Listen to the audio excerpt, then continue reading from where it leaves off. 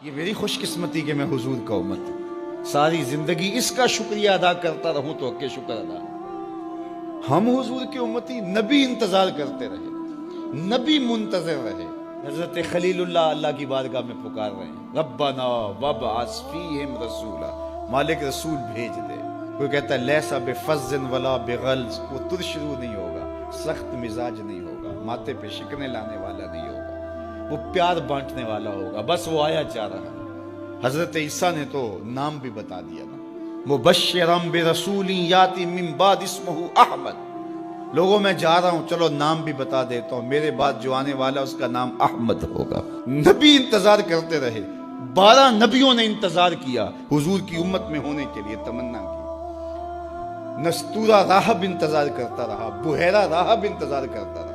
شب ہجر کی سختیاں کوئی اس سے جا کے پوچھے، تیری راہ تکتے تکتے جسے صبح ہو گئی۔ زندگیاں گزار دی انہوں نے۔ سلمان فارسی کی کہانی سن لو، مجوسی کے بیٹے تھے، حق کی طلب میں نکلے، باپ نے گھر سے نکال دیا، ایک پادری کے پاس جا کے رکے، زندگی بھر اس کی نوکری کی۔ جب اس کا آخری وقت آیا، اس نے کہا میری تدفین کے بعد غموریہ چلے جانا، وہاں کا پادری خدا رسیدہ ہے، تجھے اس سے کچھ مل جائے گا۔ کہتے میں وہاں سے غموریہ آ گیا، پھر اس پادری کی ساری زندگی خدمت کی۔ جب وہ مرنے لگا تو اس نے کہا کوئی ایسا شخص نہیں ہے جس کے پاس اب میں تجھے بھیجوں، لیکن نبی آخر الزماں کے ظہور کے لمحے آ گئے، تو یہاں سے یثرب چلا جا، وہ اس نبی کی ہجرت گاہ ہوگی، تیری زندگی سنور جائے گی، تو نے بڑی محنت کی ہے، بڑی نوکری کی ہے میری۔ کہتے میں نے اس کو کہا کہیں ایسا نہ ہو میں دھوکہ کھا جو مجھے کوئی نشانی بتا۔ اس نے کہا 3 نشانیاں، ایک صدقہ نہیں لے گا، دوسرا ہدیہ رد نہیں کرے گا، تیسرا 2 کندھوں کے درمیان مہر نبوت ہو۔ کہتے ہیں میں نے اس کی تدفین کی، یثرب کی جانب جاتے ہوئے ایک قافلے میں شامل ہو گیا، انہوں نے مجھے پکڑ کے اپنا غلام بنا لیا، لیکن میرے پہ مہربانی یہ کی کہ مجھے بیچا جا کے مدینے میں۔ ایک یہودی نے مجھے خرید لیا، میں اس کے باغ میں گوڈی کرتا تھا، کام کرتا تھا، کھجوریں توڑتا تھا، لیکن میں انتظار میں تھا کہ کبھی وہ نبی آخر الزماں آئے تو مجھے دید ہو، کبھی عرش پر، کبھی فرش پر، کبھی ان کے در، کبھی در بدر۔ غم عاشقی تیرا شکریہ، میں کہاں کہاں سے گزر گیا۔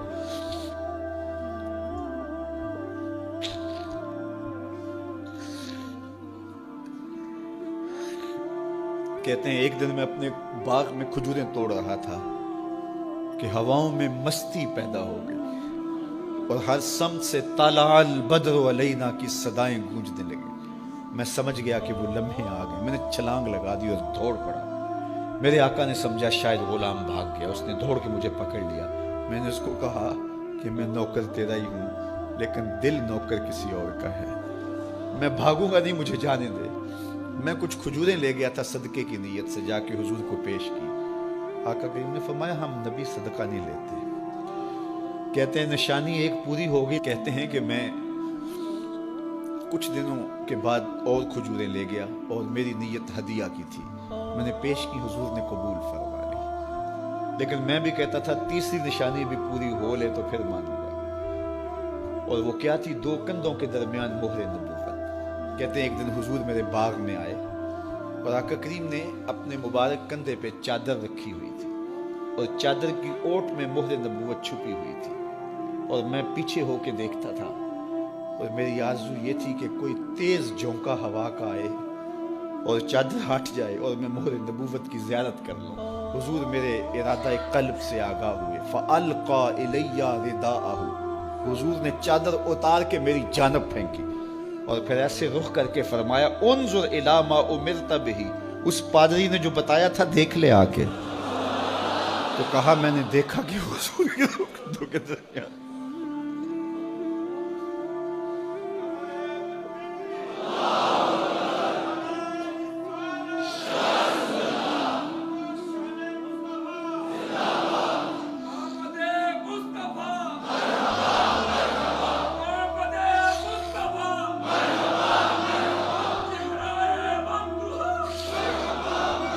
شب ہجر کی سختیاں کوئی اس سے جا کے پوچھے، تیری راہ تکتے تکتے جسے صبح ہو گئی۔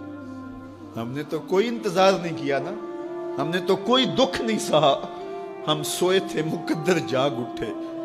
ہمارے والد مسجد سے مولوی صاحب کو بلا لائے. انہوں نے کان میں آ کے کہا مبارک ہو تو حضور کا نوکر بن کے آ رہا.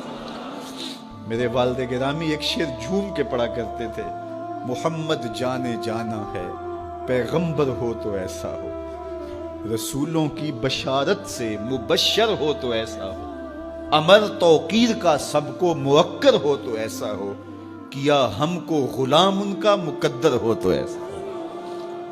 میں اپنے مقدر پہ قربان نہ جاؤں, آپ اپنے مقدر پہ نثار نہ جائیں. ہمیں وہ نبی ملا جو نبیوں کا نبی ہے. بنو سعد کے مقدر بھی جاگ اٹھے. اللہ اکبر, کیا وہ خوش نصیب وادیاں تھیں, کیا وہ خوش بخت پہاڑ تھے بنو سعد کے, جہاں حضور نے زندگی کے ابتدائی سال گزارے. اللہ اکبر.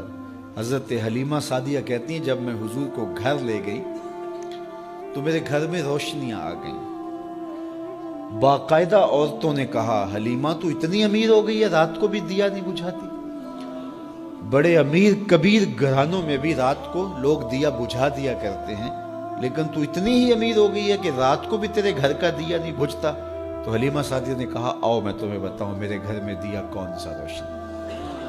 باقاعدہ ہم جولیوں کو بلایا, پالنے میں حضور تھے, اشارہ کر کے کہا ما کننا نحتاج الی السراج من یوم اخذناہ, جب سے یہ پیارا گھر آیا ہے میں نے سارے دیے توڑ دیے. دیے کی ضرورت نہ مشعل کی حاجت, عجب روشنی تو نے پائی حلیمہ, بڑی تو نے توقیر پائی حلیمہ, بنی تو محمد کی دائی حلیمہ. کہا ما کننا نحتاج الی السراج من یوم اخذناہ, جب سے یہ پیارا گھر میں آیا ہے میں نے سارے دیے توڑ دیے. جہاں روشنی چاہیے ہوتی ہے حضور کو اٹھا کے اس کمرے میں لے جاتے ہیں, وہاں انوار پھیل جاتے ہیں, روشنیاں پھیل جاتی ہیں. کیسے اجالے پھیلے, کیسی روشنیاں پھیلیں. حلیمہ دا چھپر کھجوری دے تھلے, حوراں وچھالے نوری مسلے, فرش تو عرش تک پہ گئی دہائی, حلیمہ نے لٹ لئی خدا دی خدائی. اللہ اکبر. وہ سارا دن تو صحراؤں میں گھوم لیتی تھی, اسے جب بھوک لگتی تھی لبوں کو چوم لیتی تھی. بخت جاگے حلیمہ سعدیہ کے حضور ان کے گھر آئے. اللہ اکبر. جدھر سے گزرتے گئے نور پھیلتا گیا, انوار پھیلتے گئے. حضرت سیدہ طیبہ طاہرہ حضرت عائشہ سلام اللہ علیہا فرماتی ہیں کہ میں کچھ سی رہی تھی کہ میرے ہاتھ سے سوئی گر گئی. اب حضور کے گھر میں دیے میں جلانے کے لیے تیل بھی نہیں تھا. میں پریشان تھی, سوئی گر گئی. اتنے میں حضور تشریف لائے. حضور مسکرائے, کہتی ہے میں نے گمی ہوئی سوئی تلاش کر لی. اللہ اکبر. تو یہ روشنی تھی, یہ انوار تھے. اللہ اکبر. اذا ضحک یتلالع فی الجدر, جب حضور مسکراتے تھے سامنے والی دیواروں پہ عکس پڑتا تھا. اللہ اکبر. جب مسکراتے تھے نور پھیل جاتا تھا. اذا تکلم رؤیا کالنور یخرج من بین ثنایا, حضور کے سامنے والے دانتوں میں ہلکا سا فاصلہ تھا, اور جب آقا کریم گفتگو کرتے تھے وہاں سے نور کی کرنیں چھن چھن کے نکلتی تھیں, انوار پھیل جاتے تھے. ایسا نوری ماحول, ایسا نورانی چہرہ. حضرت ابو ہریرہ بولے کل قمر لیلۃ البدر لم ارى قبلہ ولا بعدہ مثلہ. کیا پوچھتے ہو, 14ویں رات کا چمکتا ہوا چاند تھے میرے حضور. پھر کہا نہیں نہیں نہیں, حضور جیسا نہ پہلے دیکھا نہ بعد میں دیکھا. حضرت حسان بن ثابت پاس کھڑے تھے. کہا دیکھتے کیسے, کسی ماں نے جنم دیا ہوتا تو دیکھتے. خدا نے وہ سچا ہی پن چھڑیا جدے وچ محمد نو ٹالیا سی. حسینہ جمیلہ دا منہ موڑ دیتا, محمد بنا کے قلم توڑ دیتا.